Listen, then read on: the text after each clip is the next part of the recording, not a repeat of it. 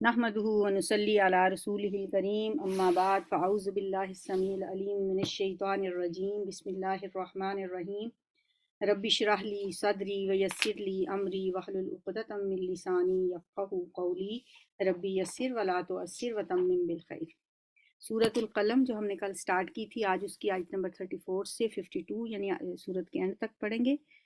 बिस्मिल्लाहिर रहमानिर रहीम। इन्ना लिल मुत्तक़ीना, बेशक मुत्तकीन के लिए, इंद रब्बिहिम, उनके रब के पास, जन्नातिन नाईम, नेमतों वाले बागात हैं, नेमतों वाली जन्नतें हैं।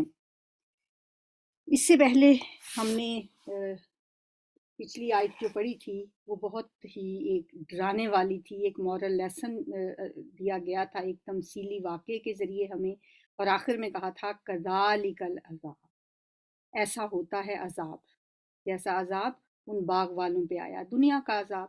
वाला अजाबुल आखिरती अकबर, और आखिरत का अजाब तो भी बहुत बड़ा है। लौकानु यालमून, काश के तुम्हें इल्म होता। इसके बाद अब अल्लाह ताला फरमा रहे हैं कि ये तो वो लोग थे जिन्होंने अल्लाह की आयत को झुठलाया, अल्लाह की नाफरमानी की, लेकिन जो मुत्तकीन हैं उनके लिए उनके रब के बाद, रब के पास नेमतों वाली जन्नतें हैं, नेमतों भरे बागात हैं। अफा नजअलुल मुस्लिमीन कल मुजरिमीन, सवाल है सोचने के लिए। अल्लाह ताला ने एक क्वेश्चन हमें दिया, क्या ऐसा पॉसिबल है? ये जो हमजा होता है ना, ये इस्तिफाम का होता है, सवाल का। क्या फनजअलु, क्या भला हम कर देंगे फर्मा बरदारों को कल मुजरिमीन, मुजरिमों की तरह? क्या कोई अकल में ये बात आती है कि मोमिन और मुजरिम एक जैसे हो जाएं, फर्मा बरदार और नाफरमान एक जैसे हो जाएं? ऐसी कोई अल्लाह के यहाँ ऐसा अंधेर नहीं मचा हुआ कि वहाँ सब बराबर हो जाएं। ये ऐसा तो दुनिया में भी नहीं होता। कोई हुकूमत भी ऐसा नहीं करती कि अपने बागियों को और अपने वफादारों को एक ही सफ में खड़ा कर दे। तो अल्लाह ताला भी ऐसा नहीं करेंगे। मालकुम, तुम्हें क्या हो गया? कैफ़ तहकुमून, तुम कैसे फैसले करते हो? इन्ना लकुम, बेशक तुम्हारे लिए, किताबुन, कोई किताब है, फीही तदरुसून, कि इसमें तुम ये पढ़ते हो। क्या कोई लिखत है तुम्हारे पास ऐसी, कोई रिटर्न तुम्हारे पास ऐसा प्रूफ है जिसमें लिखा हो कि हम सब अल्लाह ताला मरने के बाद, जैसे अक्सर लोग कहा करते हैं बस देखा जाएगा, अल्लाह बड़ा रहीम है, अल्लाह बड़ा करीम है, बड़ा मेहरबान है, वो बस माफ़ कर देगा। ये बात उस ज़माने की नहीं है, 1400 सदियाँ पुरानी बात नहीं है ये। आज भी ये बात ऐसे ही लोग कहते हैं, ऐसे लोगों को आप भी जानते हैं। अक्सर आपको ऐसे लोग मिलेंगे, वो कहेंगे अल्लाह क्यों डालेगा जहन्नुम में? अल्लाह ने जन्नत किस लिए बनाई है? हमारे लिए तो बनाई है, मुसलमानों के लिए तो जन्नत बनाई है। हम, अल्लाह तो 70 माहों से भर के मोहब्बत करने वाला है, वो क्यों, वो तो डरावे हैं सारे। कई लोगों से, मैं खुद ऐसे लोगों से मिली हूँ जो कहते हैं बस डराया ना करो, अल्लाह 70 माहों से भर के मोहब्बत करता है। तो ये अल्लाह ही नहीं फरमा रहा? ये जो पीछे फिर पीछे जाती हूँ, ये देखें ये कौन कह रहा है? अफनजअलुल मुस्लिमीन कल मुजरिमीन, क्या हम फर्मा बरदारों और मुजरिमों को बराबर कर देंगे? महलकुम, तुम्हें क्या हो गया है? कैफ़ तहकुमून, तुम कैसे फैसले करते हो? अम लकुम किताबुम फीही तदरुसून, क्या तुम्हारे पास कोई ऐसी किताब है कि उसमें तुम ये पढ़ते हो? दारा सा यदरुसु होता है तदरीस, पढ़ना। इन्ना लकुम फीही, कि बेशक तुम्हारे लिए, फीही, इसमें, लमा, वही होगा, तखय्यरून, जो तुम पसंद करोगे, कि उस किताब में कुछ ऐसा लिखा हुआ हो कि आखिरत में, फीही, फीही का मतलब क्या है? इन्ना लकुम फीही, फीही उसमें, यानी आखिरत में, लमा, वही कुछ होगा जो तखय्यरून, जो तुम पसंद करोगे वो सब तुम्हें मिल जाएगा। फिर एक अगला सवाल, अम लकुम, या तुम्हारे पास, ऐमानुन, कोई कस्में हैं, अलैना, हमारे जिम्मे, बालिगतुन, जो जा पहुंचने वाली हैं, इला यौमिल क़ियामती, क़यामत के दिन तक। यानी क्या तुमने हमसे कोई कसम ले रखी है जो क़यामत के दिन तक बाकी रहेगी? और उस कसम में क्या है, ली है? इन्ना लकुम, के बेशक तुम्हारे लिए, लमा, वही है, तहकुमून, जो तुम फैसला करोगे। क्या ऐसी कोई अल्लाह ताला ने तुमसे कोई एग्रीमेंट किया हुआ है, कोई कसम खा के वादा किया हुआ है कि वो वादा क़यामत के दिन तक वैलिड भी रहेगा, वो कसम क़यामत के दिन तक कायम रहेगी? اور اس میں یہ قسم کھائی ہو کہ اِنَّ لَکُمْ لَمَا تَحْکُمُونَ، بے شک تمہیں وہی کچھ ملے گا جو تم فیصلہ کرو گے۔ اب نبی صلی اللہ علیہ وسلم سے خطاب ہے، سَلْہُم، اے نبی ان سے پوچھئے، ان سے سوال کیجئے، ایہم، ان میں سے کون ہے، بذالک، اس بات کا، زعیم، ضامن، کوئی ضامن بنتا ہے اس بات کا کہ قیامت کے دن تک کے لیے اللہ نے تم سے کوئی قسم کھائی ہوئی ہے کہ وہ تمہاری مرضی کے مطابق تمہیں عطا کرے گا جو تم چاہو گے؟ ام لہم شرکاء، یا ان کے کچھ شریک ہیں، فلیاتوا، تو چاہیے کہ وہ لے آئیں، بشرکائہم، اپنے شریکوں کو، ان کنتم صادق، ان کانوا صادقین، اگر یہ سچے ہیں۔ اب اس کے آگے ایک اور قیامت کا منظر دکھایا جا رہا ہے۔ اس سے پیچھے ہم نے پڑھا تھا قیامت کا ایک منظر جس میں پل صراط سے گزرنا تھا، وہاں پہ بھی ایک چھانٹی کی گئی تھی مومنوں کی، مجرموں سے مومنوں کو الگ کرنے کے لیے اللہ نے ایک پل بنایا ہوا تھا جسے پل صراط کہا جاتا ہے۔ وہاں سب اپنے اپنے نور میں چل رہے تھے، اور جن کے پاس نور نہیں تھا وہ پھر پیچھے رہ گئے تھے۔ تو یہاں پہ بھی ایک ہے، تو یہ متشابہات میں سے آئے، مشکلات میں سے ہے، یعنی کہ سمجھ نہیں سکتے ہم اس کو، اور نہ ہماری ناقص عقل میں یہ بات آ سکتی ہے۔ جو کچھ بھی ہمیں بہرحال جو سمجھ آتی ہے اس کی، جو مفسرین بتاتے ہیں اس کے مطابق ہم دیکھ لیتے ہیں۔ پہلے اس کا ترجمہ کرتے ہیں، یوم، جس دن، یعنی وہ قیامت کا دن کیسا ہوگا کہ جس دن یکشف، کھولا جائے گا، کشف کھولنے کو کہتے ہیں، کھولا جائے گا، ان ساقن، پنڈلی سے، جس دن پنڈلی کھولی جائے گی، وَيُدْعَوْنَ، اور وہ بلائے جائیں گے، یدعونا یہ پیسیو وائز ہے، دعا کا مطلب ہوتا ہے پکارنا، بلانا، دعوت بھی اسی سے ہوتا ہے، دعا بھی اسی سے ہوتا ہے، اور وہ بلائے جائیں گے الی السجود، سجدے کی طرف۔ اب سب لوگوں کو، جیسے سب لوگوں کو ایک دفعہ پل صراط سے گزرنا تھا، اسی طرح سب لوگوں کو سجدے کی طرف بلایا جائے گا۔ فلا یستطیعون، بس وہ کر نہیں سکیں گے، وہ سجدہ کرنے کی طاقت نہیں رکھیں گے، خاشیتاً، جھکی ہوں گی، نیچی ہوں گی، ابصارہم، ان کی نگاہیں، ترحقہم، ڈھانپ رہی ہوگی ان کو، ذلت، ذلت، ان کی نگاہیں زمین میں گڑی ہوئی ہوں گی، ان کے چہروں پر ذلت چھا رہی ہوگی، وقد کانوا، اور بلا شبہ وہ تھے، یدعونا، وہ بلائے جاتے، الی السجود، سجدے کی طرف، وہم سالمون، اور وہ صحیح سالم تھے۔ دنیا میں جب وہ صحیح سلامت تھے اس وقت ان کو سجدے کے لیے بلایا جاتا تھا تو اس وقت وہ نہیں آتے تھے۔ مؤذن حی علی الصلاۃ، حی علی الفلاح کی پکار 5 بار کرتا تھا، لیکن ان کے کانوں پہ جوں نہیں رینگتی تھی۔ اور آج جب رب نے سجدے کے لیے بلایا تو ایسے لوگ جو دنیا میں سجدہ نہیں کرتے تھے، اب وہ جھک نہیں سکیں گے، وہ سجدہ نہیں کر سکیں گے، ان سے سجدہ ہو ہی نہیں پائے گا۔ یہ پنڈلی کا ظہور کیا ہے؟ جب پنڈلی کھولی جائے گی، یہ بھی کوئی لگتا ہے ایسا ہی مرحلہ ہوگا جس میں لوگوں کی چھانٹی کی جائے گی۔ ہو سکتا ہے اللہ کے نور کی کوئی تجلی، خاص تجلی کا ذکر ہو جو میدان محشر میں جس کا ظہور ہونے والا ہے، یا اللہ ہی بہتر جانتا ہے۔ بہرحال عربی محاورے کے مطابق جب کوئی سخت وقت آتا ہے نا تو اسے کشف ساق کہا جاتا ہے۔ مثلا کوئی گھمسان کی لڑائی ہو رہی ہو تو کہا جائے گا شمرت الحرب عن ساقہا، کہ جنگ نے اپنی پنڈلی سے کپڑا اٹھا لیا ہے۔ یہ عربوں میں کشف ساق کا مطلب یہ ہوتا ہے۔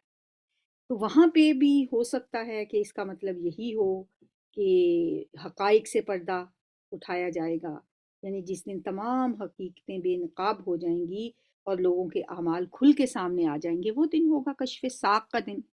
بہرحال یہ متشابہات آیات میں سے ہے کہ جس دن پنڈلی کھولی جائے گی اور سجدے کے لیے بلایا جائے گا تو لوگ سجدہ نہیں کر پائیں گے، یہ نہیں کہ سارے نہیں کر پائیں گے، مومن تو سجدے میں گر جائیں گے۔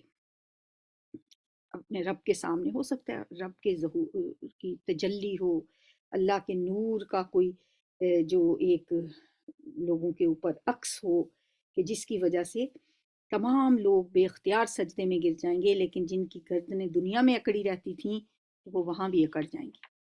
وہ کرنا چاہیں گے سجدہ، وہ بھی چاہیں گے کہ وہ اپنے رب کے حضور گر پڑیں، لیکن وہ سجدہ نہیں کر سکیں گے۔ ان لوگوں کو اللہ کے سامنے جھکنے والے لوگوں سے اس دن الگ کر لیا جائے گا۔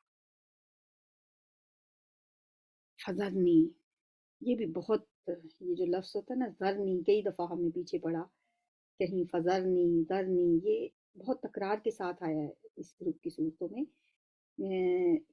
مخالفین کے لیے اس میں بڑی ایک وعید ہے کہ اے نبی صلی اللہ علیہ وسلم چھوڑ دیں مجھے، وَمَن يُكَذِّبُ بِهَذَا الْحَدِيثِ، اور جو جھٹلاتا ہے اس بات کو، چھوڑ دو مجھے کہ یعنی میں خود ہی نپٹ لوں گا ان سے۔ آپ کے لیے اس میں ایک دلجوئی کا پہلو بھی ہے کہ آپ ان کی فکر نہ کریں، ان کا معاملہ آپ مجھ پہ چھوڑ دیں، ان سے میں خود ہی نمٹ لوں گا۔ کیسے نپٹوں گا؟ سنستدرجہم، ان قریب ہم آہستہ آہستہ لے جائیں گے ان کو۔ استدراج کا لفظ اردو میں بھی استعمال ہوتا ہے، اسی سے لفظ تدریج بھی ہے، درجہ بدرجہ بھی اسی سے ہوتا ہے۔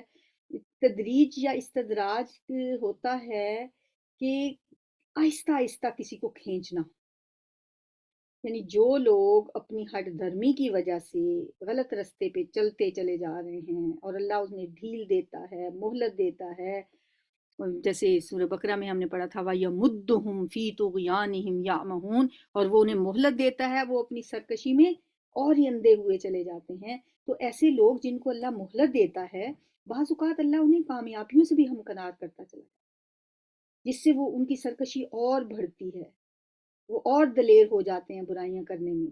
پھر یہاں تک کہ ایک وقت آتا ہے کہ ان کی مہلت کا وقت پورا ہو جاتا ہے، پھر اچانک انہیں عذاب کے شکنجے میں جکڑ لیا جاتا ہے۔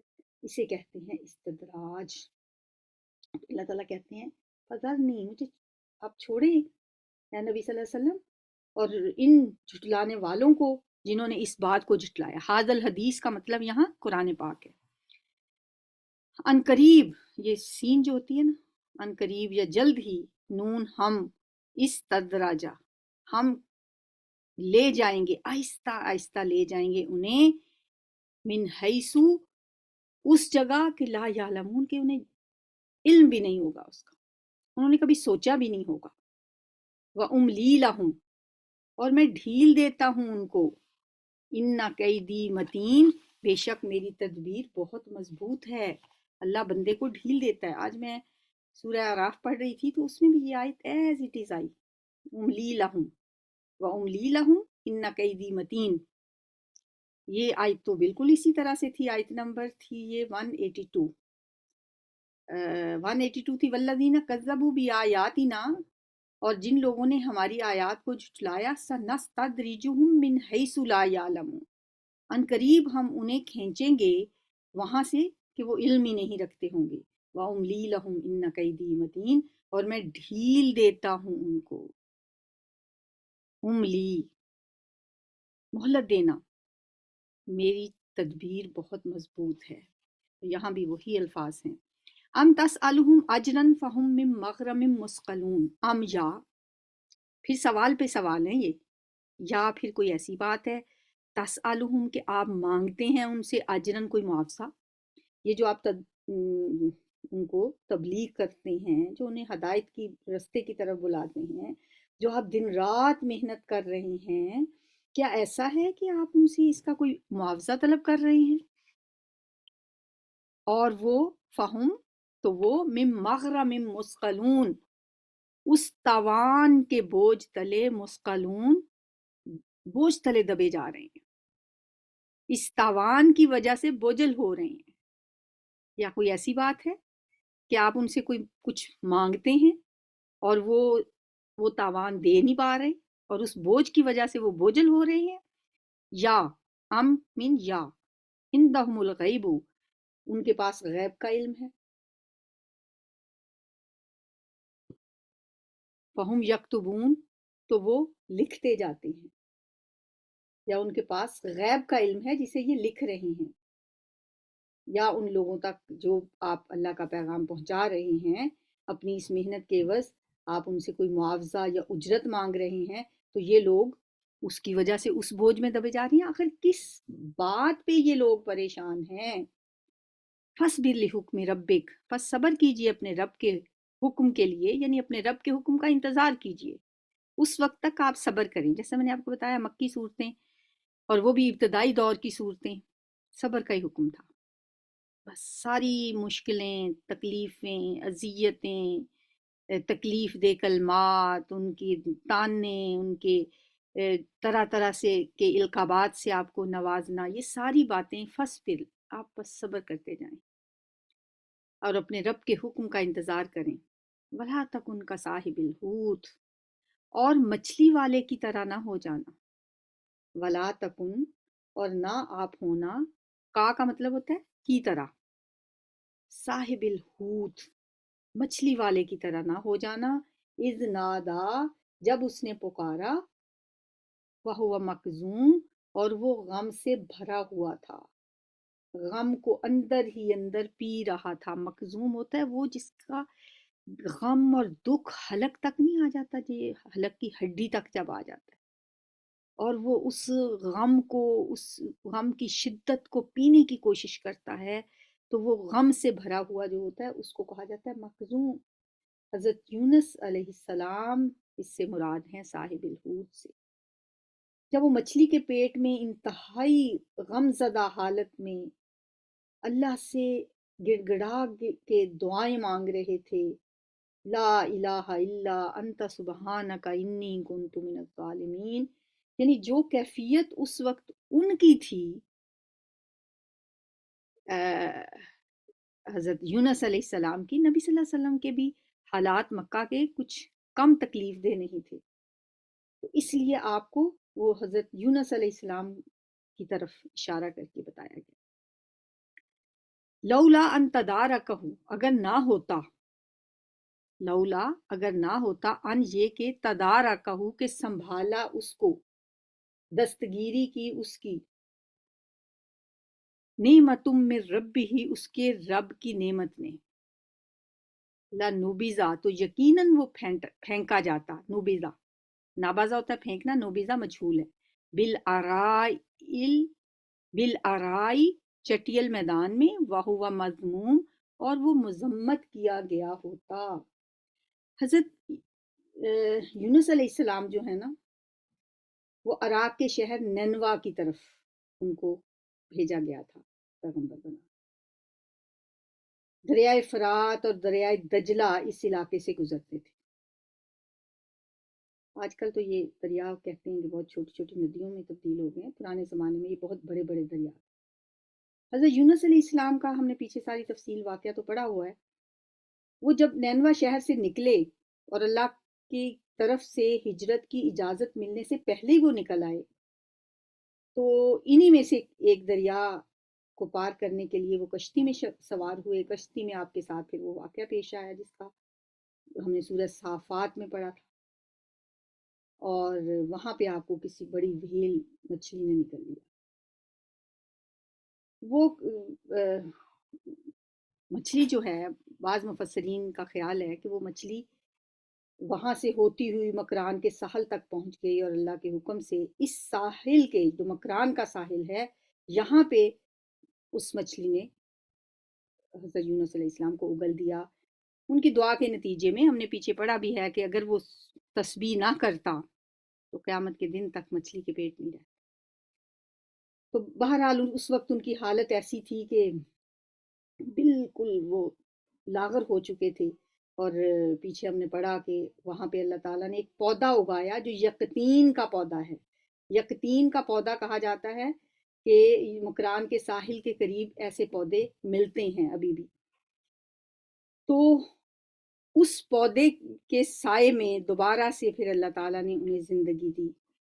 یہ اللہ کی طرف سے بہت بڑی نعمت وہ پودا ان کے لیے ثابت ہوا، اور اس طرح اللہ تعالیٰ نے ان کو فجتباہ، تو اللہ نے چن لیا اس کو، ربہ، اس کے رب نے، فجتبا، اجتبا ہوتا ہے چن لینا، مجتبا کا لفظ بھی اسی سے ہوتا ہے، फजतबाहु रब्बुहु, फिर चुन लिया उसे उसके रब ने, फजअलहु, फिर कर दिया उसको, मिनस्सालिहीन, नेकों में से। ये अल्लाह ताला का उन पे करम हुआ कि अल्लाह ताला ने दोबारा से उनको मुजतबा बना लिया। यूनुस अलैहिस्सलाम के बाद, जैसा कि आपको पहले भी मैंने बताया था कि उनकी कौम को अल्लाह ताला ने तौफीक दे दी तौबा की। वो तो उनको बता के आ गए थे कि तुम पे अजाब आ जाएगा, और अल्लाह की इजाज़त मिलने से पहले ही शहर छोड़ के आ गए, अपना वो इलाका छोड़ के आ गए। तो जो बात अल्लाह ताला को पसंद नहीं आई, जितने बड़े रुतबे होते हैं उतने ही बड़े फिर पकड़ भी होती है, छोटी छोटी बातों पे फिर पकड़ भी हो जाती है। तो हज़रत यूनुस अलैहिस्सलाम की तो पकड़ हो गई, पीछे से कौम जो थी उसने अपने रब को पुकारा गिड़गिड़ा के, और अल्लाह ताला ने उनकी तौबा कबूल कर ली। खैर दोबारा से अल्लाह ताला ने उनकी दुआ कबूल कर ली। और इससे ये भी पता चलता है कि अल्लाह की तस्बीह जो है ना, वो बड़े से बड़े गम से भी इंसान को निकाल देती है। कोई परेशानी हो, कोई गम हो, कोई दुख हो, तस्बीह करनी चाहिए। कोई भी तस्बीह हम कर सकते हैं, लेकिन ये तो फिर स्पेसिफिकली है कि ला इलाहा इल्ला अंता सुब्हानका इन्नी कुन्तु मिनज़ ज़ालिमीन। ये तस्बीह जो उन्होंने की थी, ये तस्बीह तो ज़ाहिर है आजमूदा हो गई। फिर फजअलहु मिनस्सालिहीन, पस कर दिया उसे सालिहीन में से। वइन यकादुल्लज़ीन कफ़रू लयुज़लिक़ूनका बिअबसारिहिम लम्मा समिउ ज़िक्रा व यक़ूलून इन्नहु लमजनून वमा हुवा इल्ला ज़िक्रुल लिल आलमीन। ये दुआ, ये जो है आयात मैंने एक ही सांस में पढ़ दी हैं, इसलिए भी कि जो भी बच्चों की माएँ हैं ना, वो ये दुआ ज़रूर उनको आती होती है, क्योंकि शुरू से ही माएँ अपने बच्चों को नज़र से बचने के लिए यही दुआएं पढ़ के दम करती हैं। और इसका पहले हम तर्जुमा पढ़ लेते हैं। वइन यकादुल्लज़ीना, वइन का मतलब वैसे तो अगर होता है, कहीं नहीं भी होता है, और यहाँ पे है यकीनन। यकादू करीब हैं, अल्लज़ीना वो लोग, काफरू जो काफिर हैं, यकीनन करीब हैं वो लोग जिन्होंने कुफर किया। ला युज़लिक़ूना का, के वो लाम ताकीद वाला है, जरूर फिसला दें का आपको, भी अब स्वारिहिम, अपनी नजरों से, अपनी निगाहों से। मुशरिकीन मक्का हजूर की कुव्वत इरादी को तोड़ने के लिए हर तरह के हथकंडे आजमाते। बाज़ रवायात में आता है कि उन्होंने इस मकसद के लिए ऐसे आमिलों की भी खिदमत हासिल की जो अपनी निगाहों की ताकत के जरिए किसी को नुकसान पहुंचाने की अहलियत रखते। काहिन भी थे वहाँ पे, जादूगर भी होते थे, कि कुछ लोगों के लिए मशहूर था ना कि ये अगर किसी की तरफ देखते रहे ना तो उसको नज़र लगा देते हैं, या उसको अपनी निगाहों की खसूसी ताकत के ज़रिए नुकसान पहुंचा सकते हैं। तो ऐसे लोगों को वो ख़ास तौर पे लेके आते कि नबी सल्लल्लाहु अलैहि वसल्लम को वो नुकसान पहुंचाएं। उसी बात का तज़किरा यहाँ पे किया जा रहा है। और नज़र लगना तो वैसे भी बरहक है। नबी सल्लल्लाहु अलैहि वसल्लम ने फरमाया कि नज़र बरहक है, नज़र लग जाती है। नज़र ऐसी चीज़ है कि बाज़ औक़ात ये इंसान को कब्र में पहुंचा देती है और ऊँट को हांडी में पहुंचा देती है। यानी किसी ऊँट को नज़र लग गई और फ़ौरन ही उसको कोई तकलीफ़ पहुंची और उसके मालिक ने उसे ज़िबा किया तो वो हांडी तक पहुंच गया।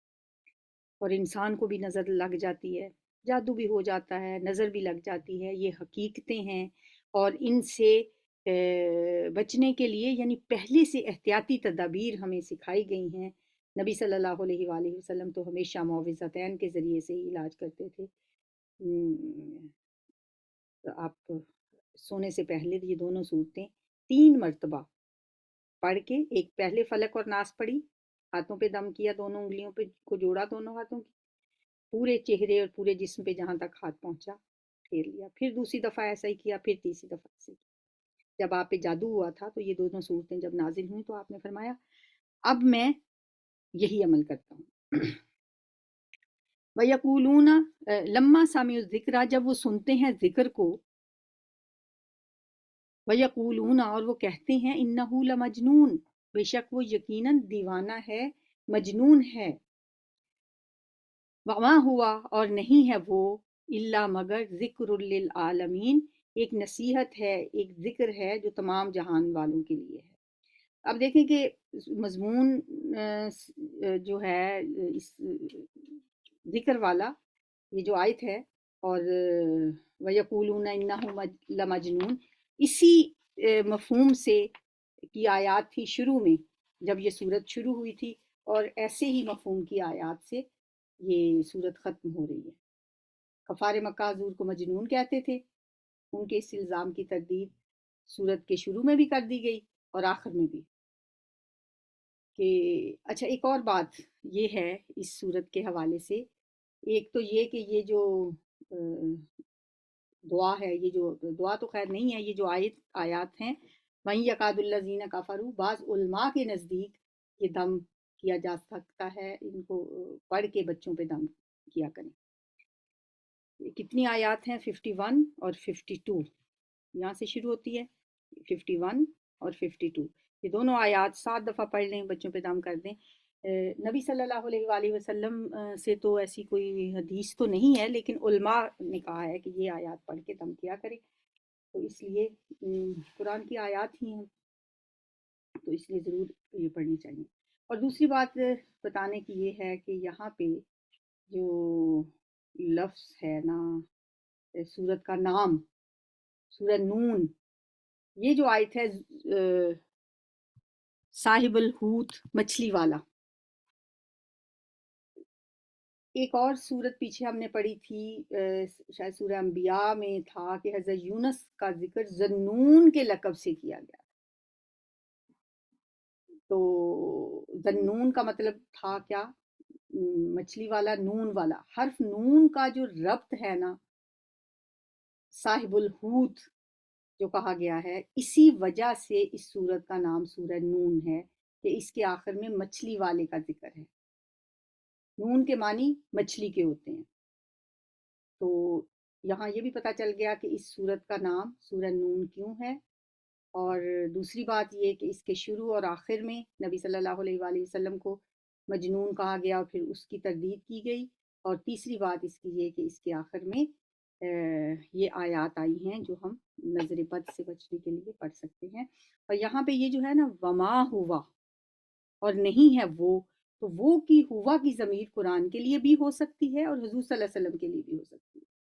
قرآن کے لیے ذکر اور نصیحت کا تذکرہ تو قرآن میں کئی دفعہ آیا ہے کہ قرآن وما ہوا الا ذکر للعالمین، کہ یہ تمام جہان والوں کے لیے ایک نصیحت ہے، ایک ذکر ہے، جبکہ نبی صلی اللہ علیہ وآلہ وسلم جو ہیں وہ بھی قیامت تک کے لوگوں کے لیے ایک یاد دہانی ہیں۔ بلکہ آپ کے بارے میں تو حضرت عائشہ نے فرمایا کانا خلقہ القرآن، آپ تو مجسم قرآن ہیں، آپ کا اخلاق قرآن ہی تھا، تو دونوں معنی اس سے مراد لیے جا سکتے ہیں۔ اچھا جی، اب ہم آ جاتے ہیں اپنی صبح و شام کی دعاؤں کی طرف۔ یہاں پہ ہماری سورہ نون یا سورہ قلم اختتام پذیر ہوتی ہے۔ صبح و شام کی دعاؤں میں نے آپ کو کچھ دعائیں پڑھانے کے بعد جو صبح و شام کی جن میں خاص طور پہ ذکر تھا، اسبحنا و اسبح الملک، اسبح کا جو ذکر لفظ تھا، وہ دعائیں چھوٹی چھوٹی سی تھیں، پھر ایک دعا لمبی آ گئی تو میں نے اس کو سکپ کر دیا تھا۔ میں نے کہا پہلے ہم چھوٹی دعائیں کر لیں، پھر اس کے بعد یہ لمبی والی دعا بعد میں کر لیں گے۔ مقصد یہ تھا کہ شروع میں ہی اگر اتنی لمبی دعا آپ کو کرنی پڑی تو مشکل لگے گی، تو ویسے تو آپ وہی طریقہ رکھیں جو میں نے آپ سے کہا ہے کہ یہ جو کتاب ہے وَإِيَّاكَ نَسْتَعِينُ، یہ ایک اپلیکیشن ہے، اسے آپ کو ڈاؤن لوڈ کر لیں اور وہاں سے آپ ایک دفعہ سن لیا کریں، وہاں بہت خوبصورت تلاوت کے ساتھ یہ صبح شام کی ساری دعائیں وائس کے ساتھ بھی ہیں، آڈیو بھی ہے اس کی، تو جب ہم سنتے رہیں گے تو انشاءاللہ یہ ہمیں یاد ہو جائیں گی۔ تو ہم نے سٹارٹ یہاں سے لیا تھا کہ 3 دفعہ ہم نے پڑھنا ہے سبحان اللہ و بحمدہ عدد خلقہ و رضا نفسی و زنۃ عرشہ و مداد کلماتہ، پھر آیت الکرسی پڑھنی ہے، پھر درود شریف 10 دفعہ پڑھنا ہے، پھر فلق اور ناس پڑھنی ہے، سورہ اخلاص بھی 3 دفعہ، یہ تینوں صورتیں پڑھنی ہیں، اور پھر ہم نے پڑھی تھی اللہم بک اصبحنا و بک امسینا، یہ ہم نے 4-5 دعائیں پڑھیں۔ تو یہ دعا جو چھوڑ دی تھی اب ہم یہ پڑھتے ہیں، یہ اس کتاب میں نمبر 6 پہ آ رہی ہے، اور اس کے بعد آنے والی جتنی چھوٹی چھوٹی دعائیں ہیں وہ ہم کر چکے ہیں، بس یہ اور 1-2 بڑی اور دعائیں رہ گئی ہیں، وہ انشاءاللہ 1-2 ہفتوں میں ہم کر لیں گے۔ اس کا میں آپ کو ترجمہ کروا دیتی ہوں، الفاظ وہی ہیں تقریباً جو ہم نے پڑھے ہوئے ہیں۔ اسبحنا، ہم نے صبح کی، اس کا ترجمہ سکپ میں نے کر دیا ہے کیونکہ ترجمہ ہم لفظی ترجمہ کریں گے، اور ویسے بھی آپ کو ماشاءاللہ ترجمہ تو اب کرنا آ ہی گیا ہے۔ نہ ہم نے اصبحنا، ہم نے صبح کی، وَأَصْبَحَ الْمُلْكُ، اور تمام عالم نے صبح کی، تمام ملک نے صبح کی، للہ، اللہ کے لیے، والحمد للہ، اور سب تعریف اللہ ہی کے لیے ہے، لا الہ الا اللہ، نہیں کوئی معبود مگر اللہ، وحدہ، وہ اکیلا ہے، لا شریک لہ، اس کا کوئی شریک نہیں، لہ الملک، اسی کے لیے بادشاہت ہے، وَلَهُ الْحَمْدُ، اور اسی کے لیے تمام تعریفیں ہیں، وَهُوَ عَلَى كُلِّ شَيْءٍ قدیر، اور وہ اوپر ہر چیز کے قادر ہے، شیئن چیز، کلی ہر ایک، قدیر قادر ہے۔ اللہ کی یہ تعریف کرنے کے بعد پھر اللہ سے سوال ہے، ربی، اے میرے رب، اسألوکا، میں سوال کرتی ہوں تجھ سے، اے میرے رب میں تجھ سے سوال کرتی ہوں، خیرہ، بھلائی کا، خیر کا، ماں، جو بھی فی حاذ الیومی، آج کے اس دن میں ہے، یعنی آج کے دن میں جو کچھ ہے میں اس کی بھلائی مانگتی ہوں تجھ سے، وخیرہ ما بعدہ، اور جو کچھ اس کے بعد ہوگا اس کی بھی میں تجھ سے خیر مانگتی ہوں، خیر مانگی گئی ہے، ربی اسالک خیرہ، اے میرے رب میں تجھ سے خیر کا سوال کرتی ہوں، بھلائی کا سوال کرتی ہوں، آج کے دن میں بھی جو کچھ ہونے والا ہے اس کا بھی، اور جو آج کے بعد ہونے والا، جو اس کے بعد ہے اس کی بھی میں بھلائی مانگتی ہوں۔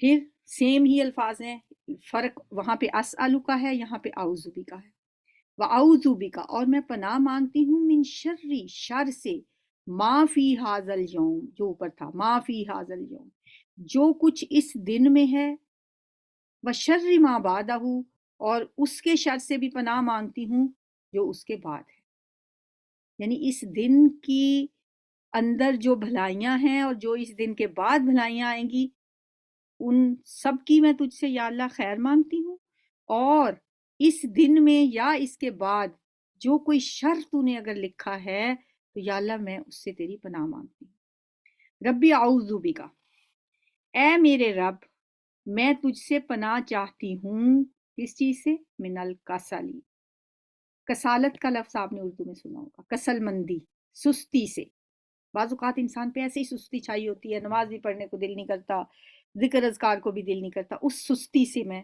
پناہ مانگتی ہوں، وسوء الکبر، اور بہت بدترین بڑھاپے سے، بعض لوگوں کو آپ نے دیکھا ہوگا بالکل وہ چار پائی کے ساتھ لگے ہوتے ہیں، ہاسپٹلز میں پڑے ہوتے ہیں سال ہر سال سے، ایسی وہ عمر ہوتی ہے جسے ارذل العمر کہا گیا ہے، زندگی ان کے لیے وبال ہوتی ہے، تو ایسے بڑھاپے سے بھی یا اللہ میں پناہ مانگتی ہوں، وسوء الکبر، اور بدترین بڑھاپے سے اے اللہ میں تیری پناہ مانگتی ہوں، ربی اعوذ بک، اے میرے رب میں پناہ مانگتی ہوں، من عذاب فی الناری، میں پناہ مانگتی ہوں عذاب فی الناری، آگ کے عذاب سے، وعذاب فی القبر، اور قبر کے عذاب، بہت جامع دعا ہے، تھوڑی سی لمبی ہے، آہستہ آہستہ انشاءاللہ یاد ہو جائے گی، آپ اسے پڑھتے رہیں، ایک دفعہ میں پڑھ دیتی ہوں، آپ اس کے ترجمے پہ غور کریں۔ اصبحنا و اصبح الملک للہ والحمد للہ، لا الہ الا اللہ وحدہ لا شریک لہ، لہ الملک و لہ الحمد وہو علی کل شیء قدیر، ربی اسألک خیر ما فی ھذا الیوم و خیر ما بعدہ، واعوذ بک من شر ما فی ھذا الیوم و شر ما بعدہ، ربی اعوذ بک من الکسل وسوء الکبر، ربی اعوذ بک من عذاب فی النار و عذاب فی القبر۔ اسی دعا کو جب شام میں پڑھنا ہے تو پھر اسبحنا کی بجائے امسینا کہنا ہے، امسینا و امسى الملک للہ والحمد للہ، لا الہ الا اللہ وحدہ لا شریک لہ، لہ الملک و لہ الحمد وہو علی کل شیء قدیر، ربی اسألک خیر ما فی ھذہ اللیلۃ، ھذا الیوم کی جگہ پہ وہاں پہ پھر کہنا ہے خیر ما فی ھذہ اللیلۃ و خیر ما بعدہا، یہاں پہ بعدہ ہو ہے، دن کے لیے ہو کی ضمیر، اور ہا کے رات کے لیے ہا کی ضمیر، وخیر ما بعدہا واعوذ بک من شر ما فی هذه اللیلۃ وشر ما بعدہا۔ آگے پھر اسی طرح ربی اعوذ بک من الکسل وسوء الکبر، ربی اعوذ بک من عذاب فی النار وعذاب فی القبر۔ کتاب کے اندر جو وائیا کا نستعین بک ہے نا، جس کو میں نے آپ سے کہا ڈاؤن لوڈ کر لیں اس کی اپلیکیشن، اس میں یہ دونوں الگ الگ دی ہوئی ہیں، اسبحنا کے ساتھ الگ دی ہوئی ہے، امسینا کے ساتھ الگ کی دی ہوئی ہے۔ تو اللہ تعالیٰ سے دعا ہے کہ وہ ہمیں اسی طرح اپنے کلام کے ساتھ جوڑے رکھے، قرآن پڑھنے پڑھانے اور اس پہ عمل کرنے کی توفیق دے۔ سبحانک اللہم و بحمدک، نشہد ان لا الہ الا انت، نستغفرک و نتوب الیک۔ السلام علیکم ورحمۃ اللہ۔